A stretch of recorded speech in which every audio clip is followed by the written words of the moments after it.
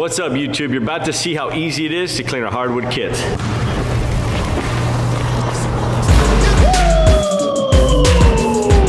Got it.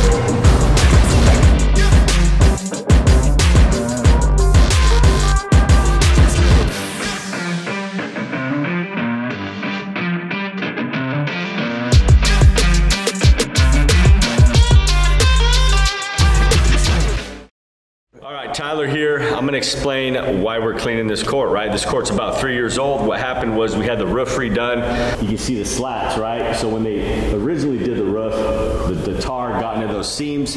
When they took the old roofing off and we're walking up there, they were dropping a bunch of tar and black nasty stuff onto our court and all over the warehouse. We've been constantly cleaning that up. But what happened was, instead of cleaning it, we wanted to play volleyball because we play all the time. So we just smeared it into the court. Luckily, we used our WB sealer, and so now we can clean it. It didn't stain and get through the sealer and soak into the overlay. And so what we did was we cleaned a little section here, tested a scrubber and some degreaser, took it right up. We still have been playing on it, so it got a little bit dirtier, but this looked almost brand new when we were done cleaning it. So that's the plan. We're gonna run a scrubber on here, some degreaser. We're gonna time lapse in one of these corners so you guys can see it go from dirty, nasty to clean. And that's coming up next.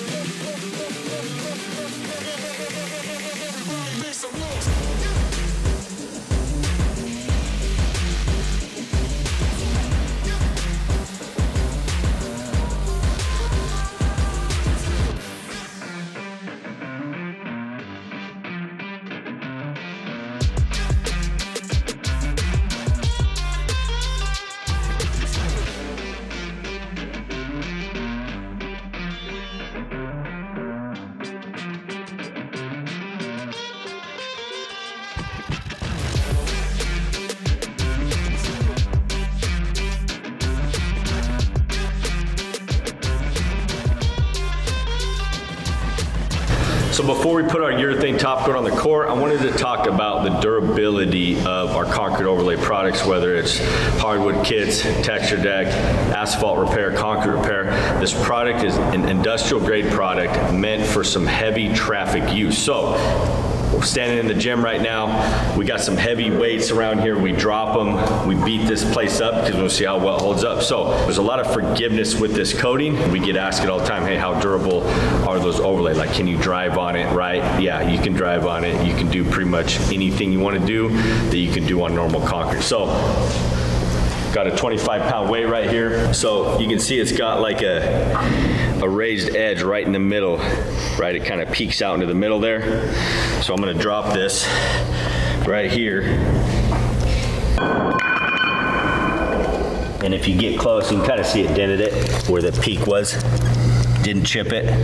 So a cool thing about these coatings, they're polymer modified, so they have a lot of flex to them, but again, they're still stupid strong and they get hard. So these are awesome coatings for exterior applications, whether it's driveways, patios, pool decks, walkways, that type of stuff. So we'll go somewhere where there's bare concrete here and we'll drop it and it'll probably chip it. So we'll go right here. Okay, you ready for the drop test? Yep. Same height. Cover your eyes. Interesting, it didn't chip where it hit, but when it hit the side, it chipped it up. Didn't do that on the overlay, did it? We'll go right here. Okay. Ready? Yeah.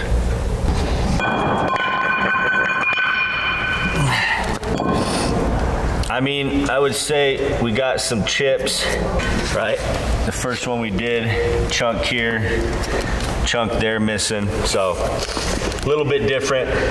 This right here, what, 80-year-old, you said? Yeah, I think it's built in the 30s or 40s. Yeah, I think it's like some 80-year-old concrete. This is some old school concrete. This stuff's probably, 10 times stronger than what's being poured today. So it's a good example for you guys to show how durable our concrete overlay products are.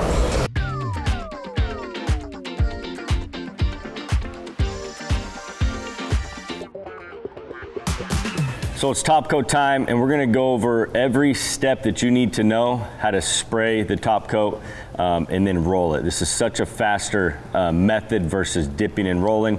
You're able to cover a lot more square footage. It gives you more working time with the product. It's just a win-win all around. And then once we get it all mixed and I go over that, we'll show you all the things that you need to do when spraying. Mixing's simple. We have the 2 kits here. We're gonna mix 2 kits at a time.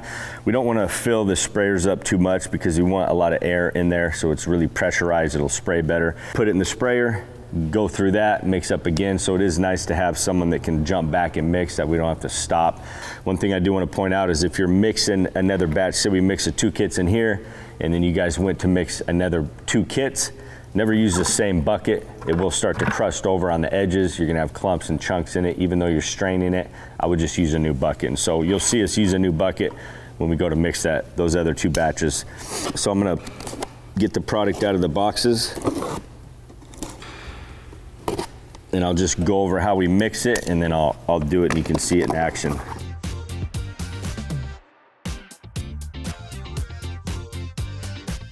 And we're doing gloss on this, gloss urethane. We also have it in the matte, and then we have the grit additive. If you are doing grit additive, we always like to strain the urethane before we add the grit. You always want to strain the urethanes when you're using sprayers that we don't clog them up. But again, we're not doing grit, so we don't have to really go over that. It's simple. If you are, you just add that after you strain the product in a bucket, dump the grit in slow, mix it up, and then you're good to go. Okay, so the only different thing that we do when we're spraying is we add 20% of water. So when you guys get your kits, it'll say on here, must mix with part B. Once mixed, blend in 13 ounces of clean cold water. So we're gonna double that. That's 10%, we're gonna double that. So we need 26 ounces of water per kit when we're spraying. That's gonna thin it out just a little bit. It's gonna help it spray better. You don't have to be exact, but be as close as you can. So first thing I'm gonna do is I'm gonna dump my part A's in. I'm gonna dump my part B's, and then I'm gonna use the water to pour in the A jug and the B jug, cap it, shake it up a little, dump it out. It's gonna get all the remaining urethane out. And then we're gonna mix it for 3 to 5 minutes, dumping the water in, and it's pretty much ready to go.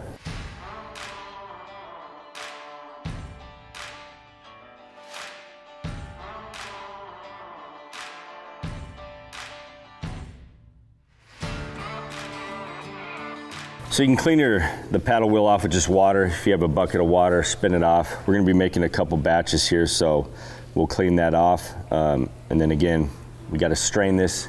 You can either strain it into a 5-gallon bucket, or you can strain it as it's going into the sprayer. So we're gonna do that next.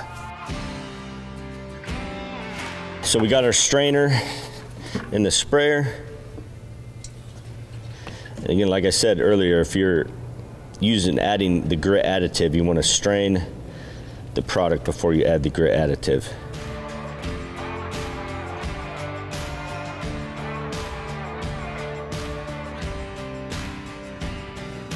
So the sprayer we're going to use that we recommend is a Chapin. So Chapman makes 2 different sprayers, a hand pump one. This is a compressed air sprayer that we can put air to it and pressurize it. I highly recommend this model for when you guys are doing large projects, especially stuff this size, right? Hand pumping this non-stop because you got to keep the pressure really high to get it to spray good. And so we have an air hose set up, and all we're going to do is just keep charging it. We don't have to pump it at all, and we're able to do it a lot faster. So I think this one is just it's the model 1999, but it's the compressor charged one. All we got to do is we got the product in, very simple.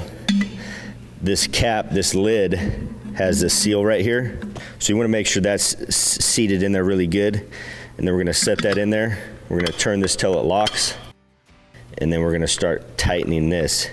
And that's going to push that seal down and create a tight seal so we don't lose any air. Okay, so we're going to charge it. It's got a relief valve. And so once that thing kicks on, we know we got enough air in there, and then we're gonna constantly be recharging it. We want really high pressure. It's gonna spray a nice fan for us. And then always map out where you're gonna start and where you're gonna end. So we're gonna start on that wall. We got the air right here, so we're gonna end right out here. So we're just gonna go edge to edge this way and work our way all the way until we're done.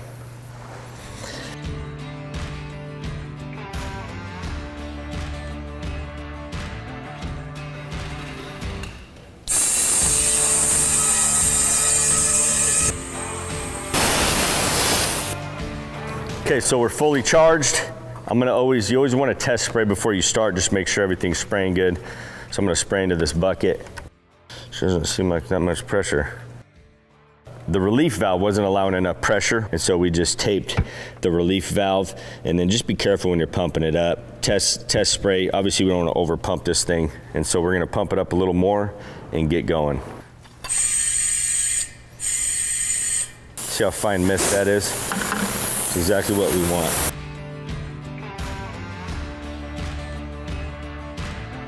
So game plan, start down this wall. Kyle's gonna hit edges. I'll hit the 18-inch roller. We're using 3/8 naps, 3/8 nap rollers. And then we obviously gotta saturate these rollers, right? They're dry. So what Trey's gonna do is just spray on the floor. Try not to get it everywhere. And we're just gonna start soaking up our rollers. Remember, spray away from the wall so we're not hitting the wall too. So you can see how much these rollers soak up the product. So take a second, get them nice and saturated.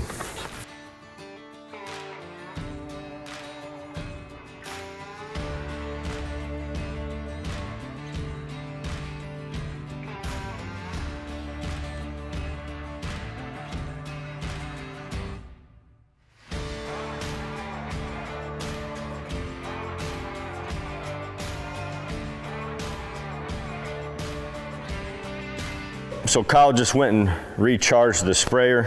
Reason is because you can see how heavy stream it's shooting. And here's the other stream. You can tell it's just like a white line. I gotta spend more time rolling that out. And so make sure you're pumping it up when it needs so we get a nice fine mist.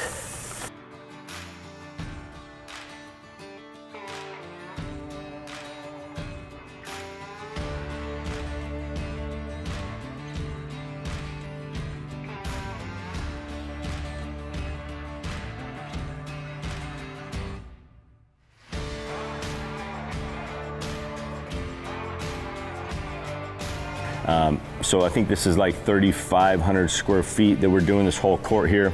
And it's fast, right? If we dip and rolled this whole court, it'd probably take us 2.5, maybe 3 hours. It just takes a long time to dip and roll product. Spraying it, we'll probably be able to do this in 45 minutes. So only way to go, only way we recommend applying our urethanes if you can, especially on larger projects.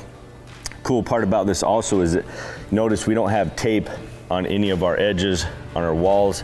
Reason is because we stop the spray a couple feet from the wall, and then we'll have enough on our roller to roll to that wall. And so again, right, we don't have to spend all the time taping and masking. Only time you would have to really tape and mask is maybe if you were doing the top coat on a project that already had base trim up and it was finished, painted. You'd obviously want to tape that off. But if they don't have base trim up or something like this that we have here, we can minimize taping by just not spraying right to that edge, because again, our roller will be saturated enough to get to those edges.